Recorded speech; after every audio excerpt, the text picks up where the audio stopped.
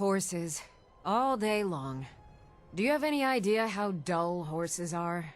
Well, not anymore they're not. Today, we're taking a look at the latest and greatest horse overhaul for Skyrim, aiming to give us a much better mount experience across the game. This is A Horse's Life by Dark Fox. This is an author who's made many mods over the years, including two that are in a similar vein to today's. One focused on fleshing out dog ownership, giving us multiple breeds that we can own or adopt, and another mod that adds cats to the game, along with adoption, friendship, treats, and more. A Horse's Life aims to do something similar, giving us a bit more functionality for Skyrim's faithful steeds. In vanilla Skyrim, horses had fairly limited use. While you could own multiple horses, there wasn't much of a system to manage them. Your active horse would follow you when you fast traveled, and your inactive horses would return to whatever stable they were purchased at. Vanilla horses generally didn't come with names, and they would just be listed as the player character's horse, with the exception of the few unique horses, such as Shadowmere or Frost. Horses didn't come with inventory space, the ability to call them, tell them to wait, or even to go home.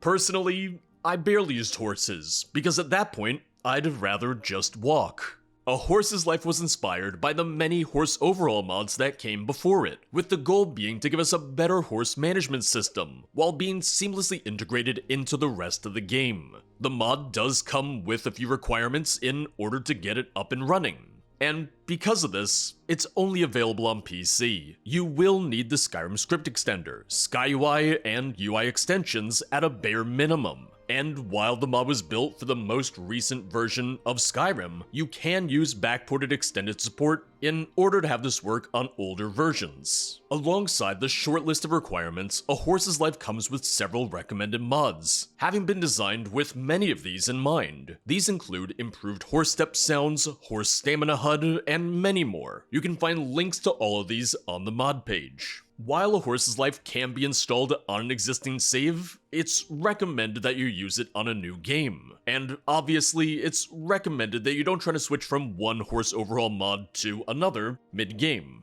And given that the mod disables Skyrim's vanilla horse mechanics in full, it won't be compatible with any other mod that handles horse mechanics, or any other horse texture mods. Mind you, this can always be fixed with compatibility patches. Now, with all of the nitty-gritty out of the way, let's actually get into how the mod works. For today's video, I was on a copy of Anniversary Edition, which includes both the Wild Horses and Horse Armor Creation Club packs, which do come with built-in compatibility with the mod. As recommended, I started up a brand new character, whom I, for no reason at all, decided to name Henry, and then proceeded to the Whiterun stables in order to purchase my first horse. Here, I was presented with two options, a black horse and a brown one. You'll see that each horse has a note on its respective stable stall, which will list the horse's price, as well as submenus for their stats, traits, and the ability to express interest. The stats will show the horse's health, stamina, carrying capacity, and more. Traits will list the upsides and downsides of the horse. For instance, the black horse has strong hide and slowpoke, which grants them both extra health and reduced speed. Selecting the interest option will mark said horse as the one that you'll offer to buy from the stable master.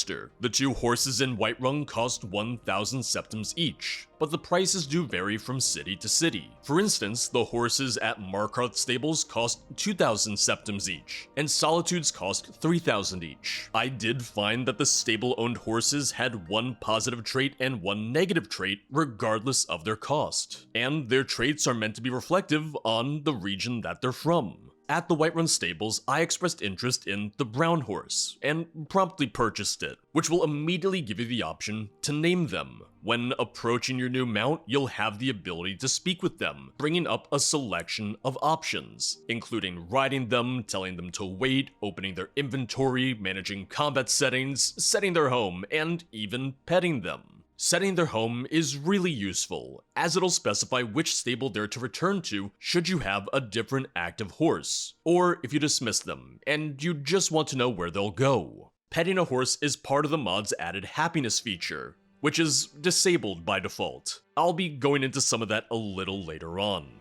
After purchasing my trusty pebbles, I decided to buy the Wild Horses map from the stable master. which is part of the Creation Club pack of the same name. I headed out to the herd of horses in Whiterun's Plains and tamed one of the horses, which involved approaching the horse, mounting it, getting bucked off, and repeating all of this until they've shown some comfort and familiarity with you. At this point, you can strengthen your bond with the wild horse by feeding it and petting it. After a bit of this, you'll get a prompt telling you to register the horse at a nearby stable, which will then open up the ability to purchase a saddle and other equipment for them. Feeding, petting, and registering your wild horse comes as features added by the mod itself, and it does feel seamlessly integrated. Back at the stables, you'll be able to register the horse without a saddle for 500 gold, or with a saddle for 800.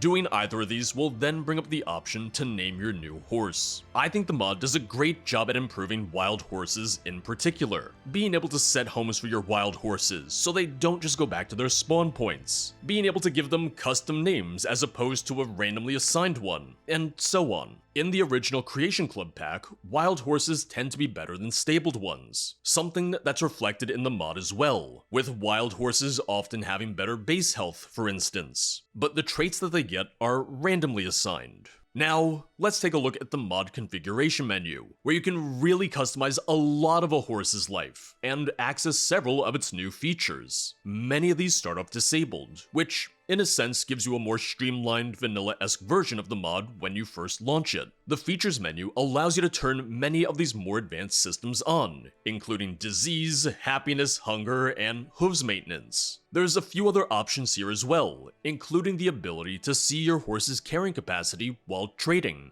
being able to issue commands, and even change your horse's name at any point just by interacting with them. Fortunately, the mod menu comes with a guide section just in case you want some more information on any and all of these features. One thing that surprised me was the horse menu, which allows you to really customize each and every one of your owned horses if you want to. You'll have a little drop down to select from your owned horses, and then make various changes, including their health, speed, and carrying capacity. I didn't really want to mess with any of the stats, but I did want to change Pebble's coat.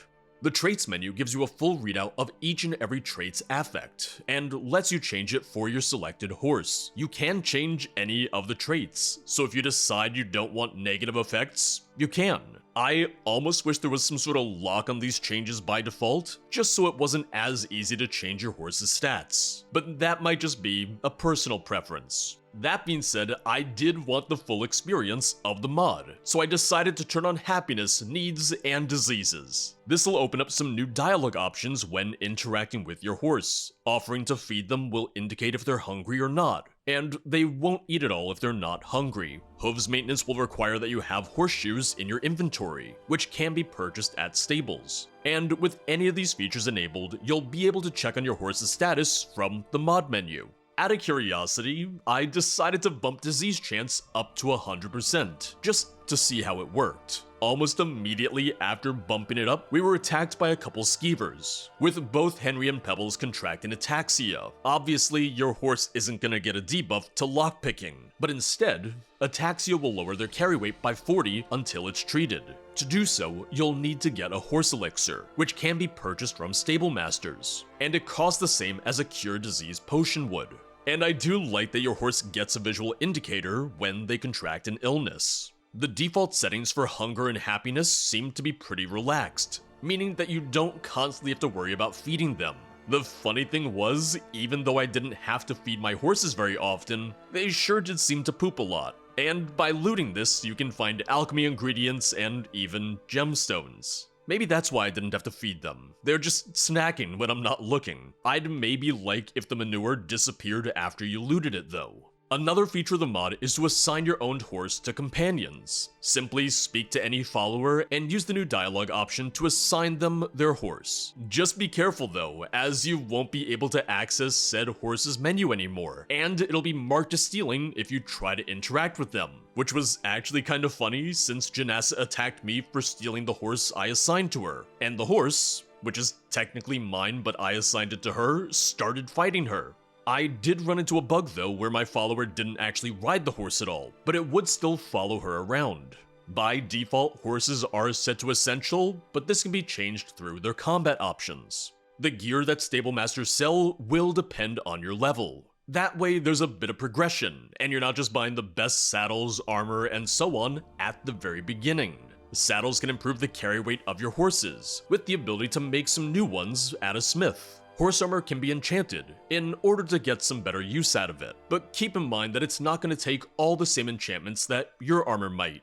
And there's a few other features too, all of which are good quality of life additions that make horse ownership feel a bit more fleshed out. Ultimately, you can make the mod as simple or as complex as you want. Do you just want the ability to name your horses and have them carry your stuff for you?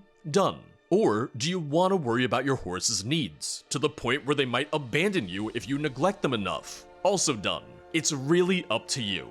And I think that's what makes a horse's life the best horse overhaul out there. If there's to be any future updates or added features, I'd love to maybe see some sort of dirt and cleaning system. Maybe have horses get dirty over time, have it reflected on their model, and then you need to buy a brush or soap in order to clean them yourselves. And you could have it affect their happiness score, for instance. There are a couple changes that I would maybe like to see. I'd really like it if it was possible to access some of these stats or options through the horse dialogue menu itself, rather than strictly having to go through the mod's configuration menu. Being able to ask how your horse is doing, which would then tell you if they're happy, content, and so on. I do kind of wish that when we offered to feed our horse, if they would just say if they're hungry or not, rather than having to open the inventory menu and try to feed them just to get the message that they're not hungry. And none of these are really a big deal, but I think it would work well to have some of these integrated into the horse's interaction menu. But in the end, if you're looking for a horse overhaul, this is the one to get. But that's gonna be all for today. As always, thank you for watching. If you'd like to support the channel, check out the Patreon or the YouTube memberships. And if you'd like to watch me play something other than Skyrim, make sure to check out the streams at twitch.tv/0periodproductions. I'll see you guys next time. Bye bye.